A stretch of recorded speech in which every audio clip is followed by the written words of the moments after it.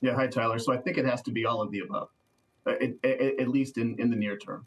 So every year we run a generation outlook that takes a look at what the mix will look like by 2050, keeping in mind the industry has a zero carbon goal by 2050. So what is it going to look like? Renewables are in all likelihood going to be a big part of the equation. We see them growing from about 15% of power generation to well above 50% by 2050. Now, renewables, as you know, have some limitations around storage. The sun doesn't always shine, the wind doesn't always blow. So we need to backstop that with other sources.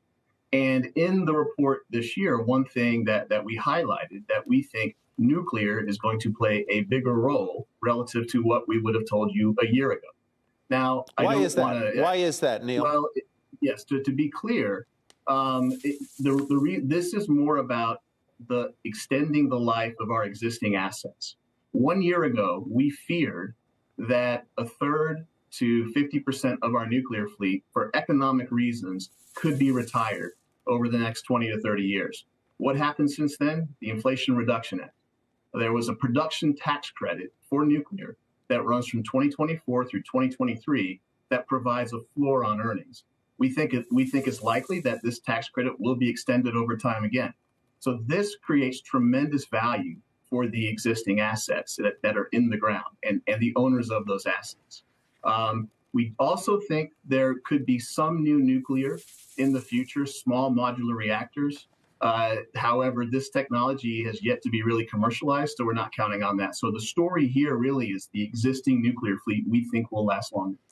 Does the revealed precariousness, let me put it that way, of energy supplies through nat gas and oil and other conventional means that has been exposed by the war in Ukraine, does that play into the nuclear narrative in any way? It helps. During the 2010s, natural gas prices really influenced power prices. And during the teens, with nat gas being low, that depressed power prices. And that's why we really feared for many of these nuclear units their ability to generate reasonable returns to stay alive.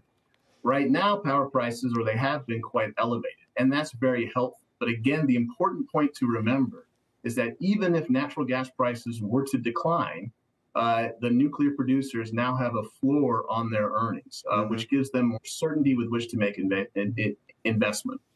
Neil, the rub on nuclear in the U.S. has always been that these big projects are a complete boondoggle. They cost way too much. They never get off the ground. We've never managed to achieve anything like what France has. Do you think we can change our stripes overnight, no matter what the need is? I mean, New York is banning or thinking about banning nat gas hookups in apartments. We're going to need electricity sources from somewhere. So the need is there, but it's not clear that this can well adapt to the U.S. Yeah, so nuclear currently provides about 20% of our power output. We think that's actually going to remain fairly static, with renewables and advanced storage filling the gap. But I think it's important that nuclear can remain static. To your question, we have a long history of big nuclear development that's resulted in project delays and cost overruns. I don't think we change our stripes anytime soon.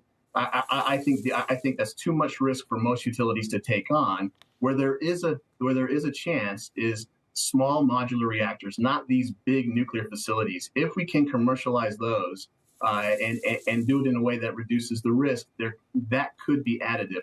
Right now, we're still in sort of the feasibility area, so that's more of a 2030s and beyond story.